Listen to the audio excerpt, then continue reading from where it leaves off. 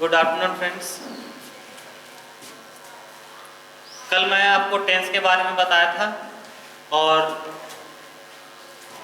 आज टेंस में आगे का क्लास मैं आज शुरू करता हूँ। कल के क्लास में आपको मैंने बताया था टेंस में कि ग्रामर में कुछ ऐसे स्टैटिक वर्ब होते हैं जिनका यूज़ कभी भी किसी कंटिन्यूअस टेंस में नहीं होता है, और जिस किसी कंटिन्यूअस टेंस में उनका यूज़ किया गया हो यदि उसे सुधारना है तो उससे एक टेंस पीछे चले जाते हैं। अर्थात यदि कोई प्रॉब्लम दिया हो, इन सभी वर्ब का यूज़ दिया गया हो प्रेजेंट कंटिन्यूअस में, तो उसे एक टेंस पीछे प्रेजेंट इंडेफिनिट में कर देते हैं। यदि वह प्रेजेंट परफेक्ट कंटिन्यूअस में दिया हो तो उसे प्रेजेंट परफेक्ट में कर देते हैं। चलिए आगे हम बताते हैं आपको डायनेमिक वर्ब। ग्रामर में कुछ ऐसे डायनेमिक वर्ब होते हैं जिनका यूज़ जिनके तुरंत बाद यदि किसी भी प्रकार का कोई मेन वर्ब आए तो वह मेन वर्ब हमेशा बिफोर के रूप में होता है। ठीक है, यानी ग्रामर में कुछ ऐसे डायनेमिक वर्ब होते हैं जिनके तुरंत बाद यदि कोई मेन वर्ब आए तो वह मेन वर्ब हमेशा बिफोर के रूप में होता है। तो कौन कौन से वे डायनेमिक वर्ब होते हैं इस पे ध्यान देना है कि ये होता है हमारा enjoy, finish, mind, suggest, stop, worth, stop worth, it is no use, it is no good. ये सारे ऐसे डायनेमिक वर्ब होते हैं जिनका यूज हमेशा किसी भी सेंटेंस में हुआ रहे तो इनके तुरंत बाद आने वाला मेन वर्ब हमेशा बिफोर ही होता है, कभी भी किसी दूसरे रूप में नहीं होता है। ठीक है, तो इसी में देखते हैं क्या कि एग्जाम्पल से इसको देखा जा सकता है। जैसे इसका एक एग्जाम्पल हम आपको देते हैं कि I enjoy to play cricket with my friends. मैं अपने दोस्तों के साथ क्रिकेट खेलकर इंजॉय करता हूँ। ठीक है, यदि इसको हम तीन पार्टों में बांट दिए तो तीनों पार्ट में देखिए यहाँ से यहाँ तक हमारा ए पार्ट हुआ, यहाँ से यहाँ तक बी पार्ट हुआ और ये सी पार्ट और डी में हमारा नो इधर। तो यहाँ आंसर आपका हमारा होगा ए। क्यों? क्योंकि इंजॉय एक प्रकार का डायनेमिक वर्ब है जिसके तुरंत बाद to play, two plus V1 का यूज नहीं होगा, V4 का होगा, यानी प्ले की जगह पर होगा यहाँ पर प्लेइंग। तो देखिए जिस तरह से एग्जाम में क्वेश्चंस पूछते हैं जस्ट वैसा ही मैं आपको एग्जांपल दे रहा हूँ, इसलिए आप लोग यहाँ पर ध्यान दीजिएगा कि इंजॉय के तुरंत बाद हमेशा V4 का यूज होता है, कभी भी V1 का यूज या 2 प्लस V1 का यूज नहीं होता है। चलिए इसके बाद आपको हम दूसरा एग्जांपल देते हैं कि आप लोगों को मैं जब फर्स्ट क्लास दिया था तो पहले क्लास में आपको मैं बताया था it is no use, it is no good के बाद V4 होता है ना। तो देखिए यहाँ पर इसका हिंदी अर्थ होता है से कोई लाभ नहीं है या से कोई फायदा नहीं है। तो जैसे एग्जांपल देते हैं कि he says it is no use to come here। वह बोलता है कि यहाँ आने से कोई लाभ नहीं है। ये ए पार्ट हुआ, ये बी हो गया, ये सी हो गया, लास्ट में नो इधर। तो आंसर हमारा यहाँ पर सी होगा, जहां पर टू कम का यूज नहीं होगा बल्कि यूज होगा यहाँ पर कमिंग। ठीक है, तो देखना क्या है कि ये सारे डायनेमिक वर्ब के तुरंत बाद आने वाला मेन वर्ब हमेशा V4 ही होता है, कभी भी 2 प्लस V1 के रूप में नहीं होता है। उतार लीजिएगा दोस्तों इसको।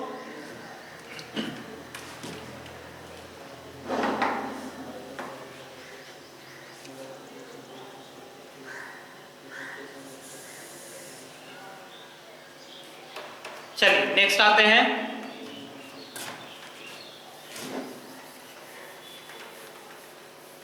अगला रूल है, सुनिएगा कि वर्तमान में जारी कार्यों को बतलाने के लिए हमेशा प्रेजेंट कंटिन्यूअस टेंस का यूज किया जाता है और ऐसे वाक्यों में हमेशा now, at present, eight this moment या करेंटली का यूज करते हैं। तो वर्तमान में जारी कार्यों को बतलाने के लिए हमेशा प्रेजेंट कंटिन्यूअस टेंस का यूज करते हैं और ऐसे वाक्यों में हमेशा now, at present, eight this moment और करेंटली का यूज किया जाता है। Now, at present, eight this moment, eight this moment या फिर करेंटली का यूज किया जाता है। ठीक है, तो यहां पर देखिएगा क्या कि now, at present, eight this moment और करेंटली। ठीक है, तो क्या बोले, वैसे काम जो वर्तमान में जारी कार्यों को बतलाने के लिए हमेशा प्रेजेंट कंटिन्यूअस टेंस का यूज करते हैं और ऐसे वाक्यों में इन सारे एक्सप्रेशंस का यूज किया जाता है। तो ये सारे एक्सप्रेशंस हैं क्या? तो ये सारे एक्सप्रेशंस कहलाते हैं हमारे adverb of time. Adverb of time, और किसी भी एडवर्ब ऑफ टाइम का यूज सेंटेंस के या तो शुरू में होता है या तो सेंटेंस के लास्ट में। कभी भी किसी सेंटेंस के बीच में किसी एडवर्ब ऑफ टाइम का यूज नहीं होता है। तो ऐसे ऐसे बहुत सारे एडवर्ब ऑफ टाइम की चर्चा हम करेंगे आपके साथ। ठीक है, और जो भी एडवर्ब ऑफ टाइम होंगे उनका यूज हमेशा या तो सेंटेंस के शुरू में होगा या तो सेंटेंस के लास्ट में होगा। कभी भी सेंटेंस के बीच में इनका यूज नहीं किया जाता है। ठीक है, तो यहां पर देखते हैं क्या कि now, at present, eight this moment और करेंटली। जैसे एग्जांपल हम देते हैं यहां पर क्या कि जैसे my brother is reading novel now. तो मेरा भाई वर्तमान में क्या पढ़ रहा है? नोवेल पढ़ रहा है। तो इस सेंटेंस को यदि हम 3 पार्ट में बांट दिए तो और आप लोग से हम पूछते हैं, बताइए कि इसका आंसर क्या होगा। थोड़ा सा सोचिए तो।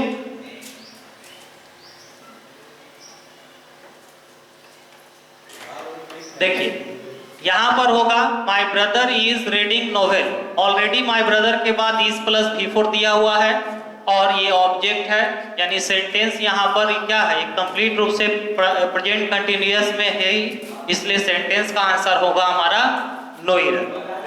ठीक है, चलिए दूसरा एग्जांपल हम देते हैं क्या, एट दिस मोमेंट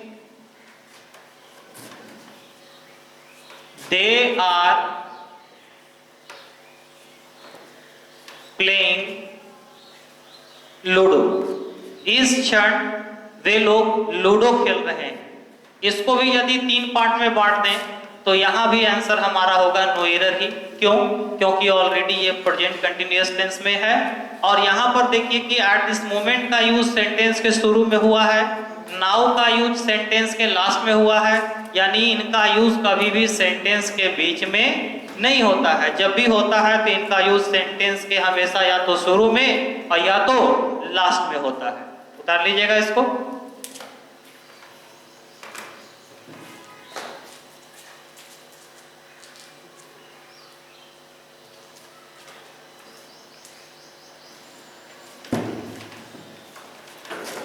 चलिए नेक्स्ट आते हैं।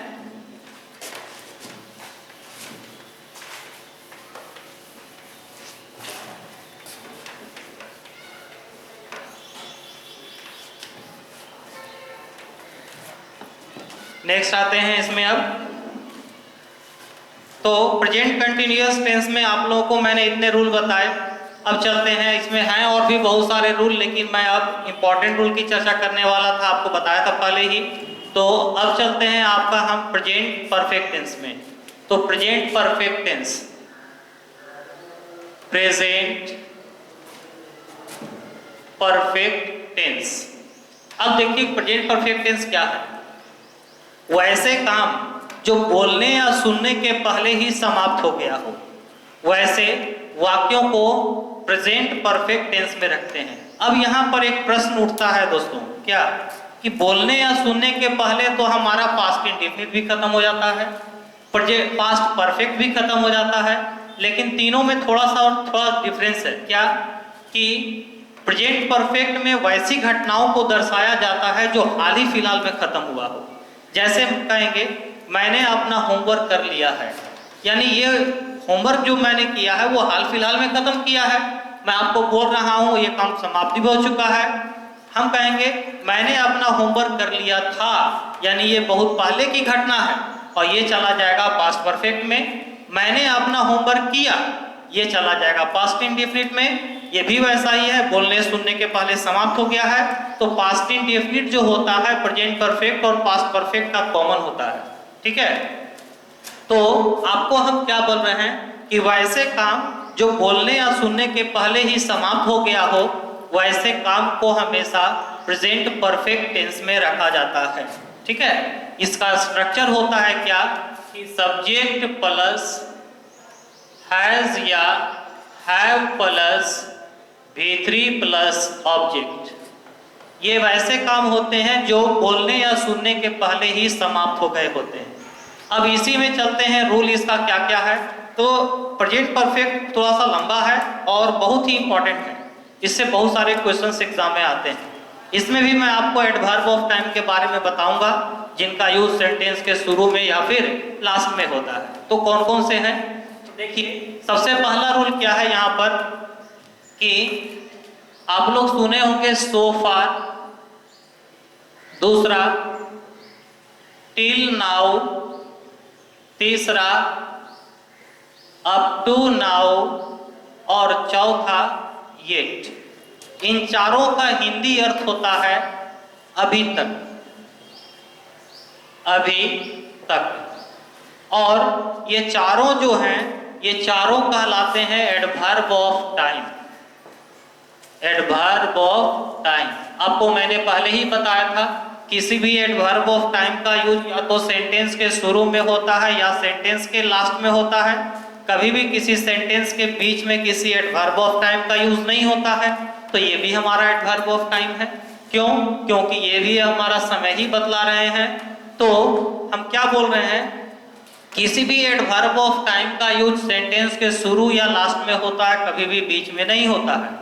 तो हम बोल रहे हैं क्या, so far, till now, up to now और येट, ये सारे एडवर्ब ऑफ टाइम हैं और कभी भी किसी सेंटेंस में इनका यूज दिख जाए तो वह सेंटेंस हर हाल में प्रेजेंट परफेक्ट टेंस का होना चाहिए।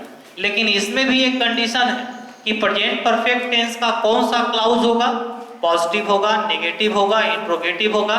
तो याद रखिएगा कि इनका यूज प्रेजेंट परफेक्ट टेंस का 99.9% चांस होता है कि वो नेगेटिव ही होता है। ठीक है, तो यहाँ पर इनका यूज प्रेजेंट परफेक्ट टेंस के नेगेटिव क्लाउज में करेंगे। जैसे एग्जांपल देते हैं क्या कि so far Rohit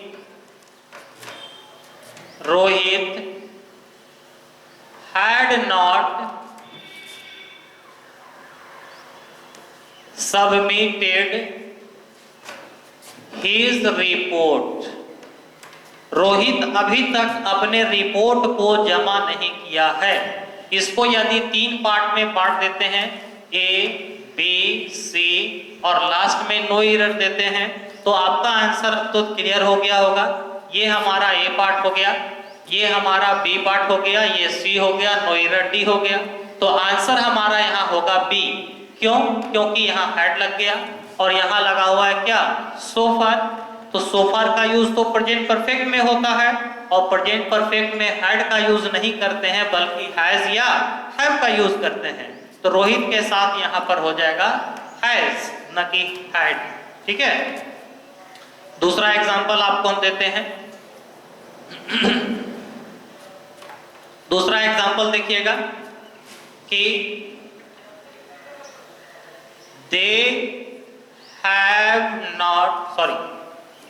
they did not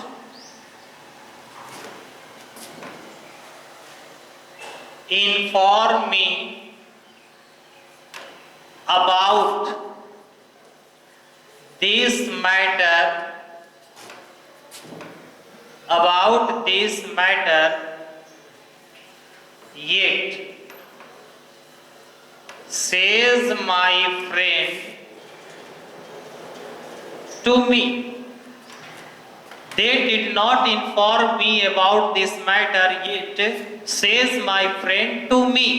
यहाँ पर देखिए, यदि इसको हम 3 पार्ट में बांटते हैं, A, B, C, तो यहाँ से यहाँ तक हमारा A पार्ट हो गया, ये हमारा B पार्ट हो गया, और ये हमारा C पार्ट हो गया, और लास्ट में हो गया D। तो आंसर आपका यहाँ पर देखिए होगा क्या, चूंकि डिड नॉट दे दिए हैं तो पास्ट इंडेफिनिट हो गया, जो कि गलत है। यहाँ पर लगा हुआ है येट के कारण ये जाना चाहिए प्रेजेंट परफेक्ट टेंस में, ठीक है। तो डिड नॉट इन्फॉर्म नहीं, बल्कि यहाँ पर दे के साथ हो जाएगा हैव, और अभी भी गलत है। क्यों? क्योंकि इन्फॉर्म हमारा यहाँ डिड के कारण V1 था, तो हैव के कारण V3 होगा, तो यहाँ ed लग जाएगा। अब लोगों के मन में एक प्रश्न और उठ रहा होगा, क्योंकि अभी मैंने कहा था कि ये सारे वर्ब ऑफ टाइम है और इनका यूज होता है प्रेजेंट, इनका यूज होता है सेंटेंस के शुरू या लास्ट में, लेकिन इट को तो हमने बीच में रख दिया है। लेकिन देखिए तो बीच में कॉमा भी है, तो 2 क्लाउज को जोड़ने के लिए हम कॉमा का यूज कर सकते हैं, ठीक है।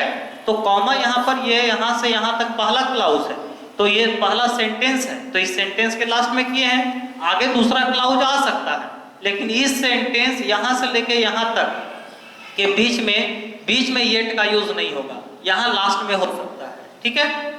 चलिए आगे बढ़ते हैं। प्रेजेंट परफेक्ट टेंस का दूसरा रूल, प्रेजेंट परफेक्ट टेंस का दूसरा रूल उतार लीजिएगा इसको वाले।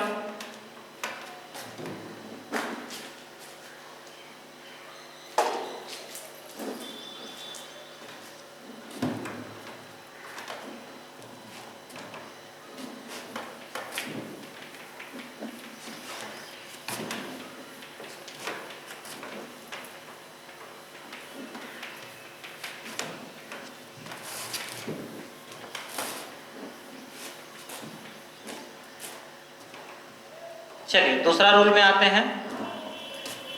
तो प्रेजेंट परफेक्ट टेंस का पहला रूल बताया, so far, till now, up to now, yet का यूज हमेशा प्रेजेंट परफेक्ट में होता है, किसी दूसरे टेंस में नहीं होता है। अब दूसरा रूल में आते हैं कि यदि किसी भी सेंटेंस में this is plus ordinal number,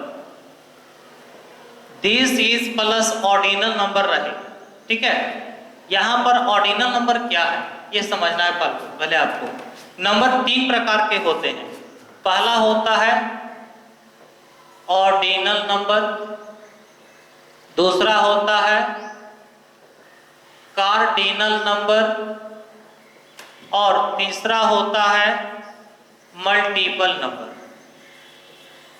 ठीक है। ऑर्डिनल, कार्डिनल और मल्टीपल। ऑर्डिनल नंबर में आता है हमारा फर्स्ट, सेकेंड, थर्ड, फोर्थ, कुछ भी हो सकता है। कार्डिनल में हमारा आता है 1, 2, 3, 4, ये सभी होते हैं। और मल्टीपल में होता है हमारा सिंगल, डबल, ट्रिपल, ठीक है, ये सारे होते हैं। तो ये 3 प्रकार के नंबर होते हैं, ये याद रखना है आपको। चूंकि एडजेक्टिव में भी इसके बारे में आपको मैं बहुत डिटेल से पढ़ाऊंगा, लेकिन फिलहाल थोड़ा सा बता दिए।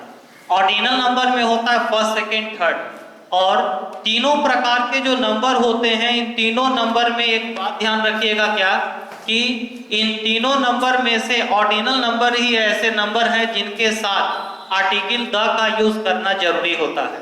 यानी जितने भी ऑर्डिनल नंबर होते हैं उनके साथ आर्टिकल द का यूज करना बहुत ही जरूरी है। यदि इनके साथ आर्टिकल द को नहीं लगाया जाए तो वह सेंटेंस गलत होगा। जबकि कार्डिनल और मल्टीपल की बात करें तो उनके साथ आर्टिकल द का यूज करना अनिवार्य नहीं है, ठीक है। चलिए ये उतार लीजिएगा।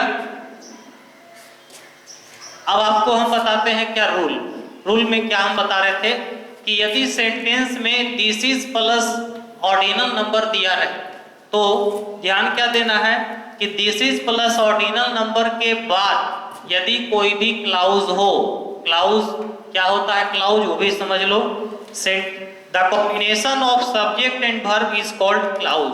क्या बोले, the combination of subject and verb is called clause. यानी किसी भी सेंटेंस को 2 या 3 टुकड़ों में बांट लीजिए, यदि उनके प्रत्येक टुकड़े में एक सब्जेक्ट और एक वर्ब है तो उसे हम क्लाउज कह सकते हैं। ठीक है, तो this is plus ordinal number के तुरंत बाद आने वाला जो क्लाउज है वो हर हाल में प्रेजेंट परफेक्ट टेंस में ही होता है, कभी भी किसी दूसरे टेंस में नहीं होता है। जैसे एग्जांपल देखिएगा कि this is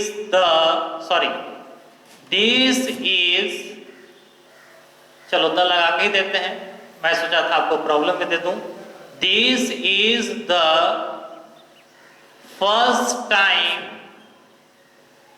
in my life I saw such a big snake। यह मेरे जीवन का पहला समय है कि मैंने इतना बड़ा सांप देखा है। This is the first time in my life, A part हुआ यहाँ तक, I saw B पार्ट हो गया, such a big snake यहाँ C पार्ट हो गया। तो यहाँ पर देखना है क्या कि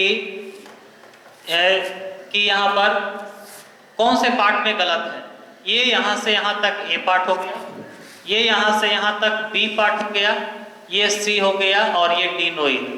आंसर आपका होगा हमारा ऑप्शन नंबर B। क्यों? क्योंकि I saw नहीं होगा, ये पास्ट इंडेफिनिट में चला गया। यहाँ होगा क्या, I have seen। ठीक है, देखिए एक बार उतारिए।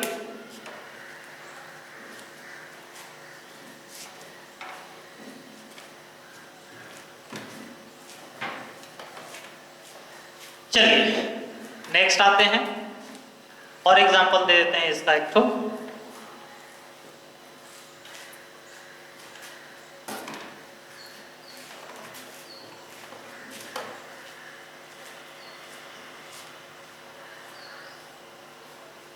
This is first person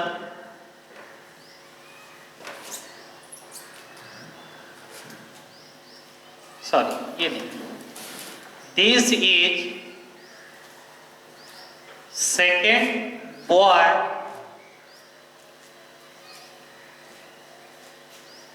that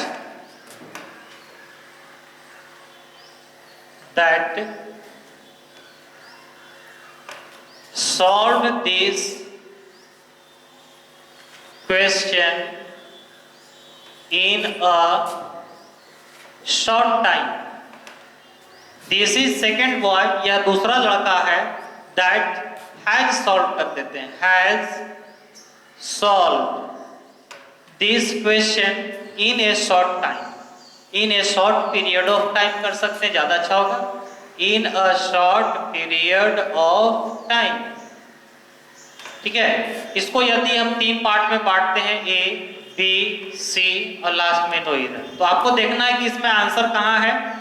तो दिस इज सेकेंड बॉय, यहाँ हमारा सेकेंड है जो ऑर्डिनल नंबर है, और अभी आपको मैंने बताया था ऑर्डिनल नंबर के साथ क्या लगता है, article the, definite article the, इसलिए यहाँ पर द मिसिंग है, आंसर हमारा होगा ए। उसके बाद देखते हैं दैट हैज सॉल्व। ऑलरेडी यहाँ पर बॉय हमारा सिंगुलर है, एंटीसीडेंट सिंगुलर तो वर्ब भी सिंगुलर, यहाँ हैज दिया प्रेजेंट परफेक्ट, B3 भी है, उसके बाद ऑब्जेक्ट है, सेंटेंस हमारा अब क्या हो गया, सही हो गया। यानी यहाँ आपको जोड़ना था द। ठीक है, इट्स ओके। नेक्स्ट आते हैं अगले रूल में। नेक्स्ट आते हैं, उतारिए इसको।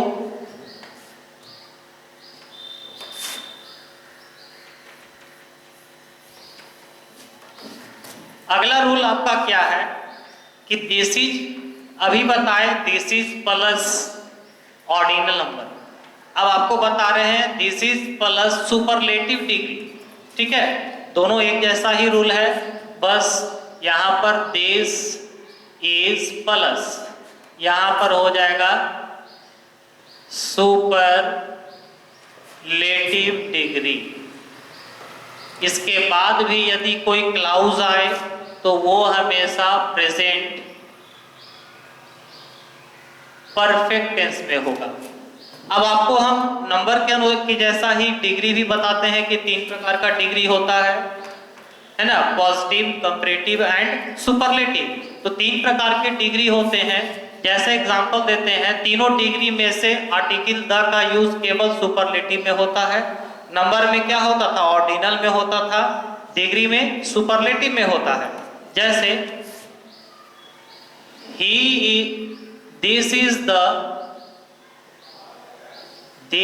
the best person that helped me very much। helped me very much, यह सबसे अच्छा आदमी है जिसने मेरी मदद की है, जिसने मेरी बहुत ज्यादा मदद की है। तो यहाँ पर देखना है क्या, दिस इज के बाद सुपरलेटिव डिग्री ऑलरेडी है, गुड, बेटर, बेस्ट, इसके साथ द लगा है। लेकिन दैट के बाद देखिए V2 दे दिए हैं, जो कि गलत है। ये होना चाहिए V3, यानी यहाँ जुड़ जाएगा दैट के साथ, ए पर्सन के साथ यहाँ पर जुड़ जाएगा has, that has helped me very much. ठीक है, चलिए, ये तो आपका रहा हमारा प्रेजेंट परफेक्ट टेंस। तो प्रेजेंट परफेक्ट टेंस में इतने रूल आपको हम बताए। अब आपका नेक्स्ट क्लास रहेगा, नेक्स्ट इसके बाद का रूल रहेगा अगले वीडियो में। तो मेरे वीडियो में इस प्रकार से जारी रहें। मुझे उम्मीद है कि मेरे सारे क्लासेस आप देखते होंगे, सबको पसंद आता होगा। इसी के साथ सबको मेरे तरफ से धन्यवाद, थैंक यू।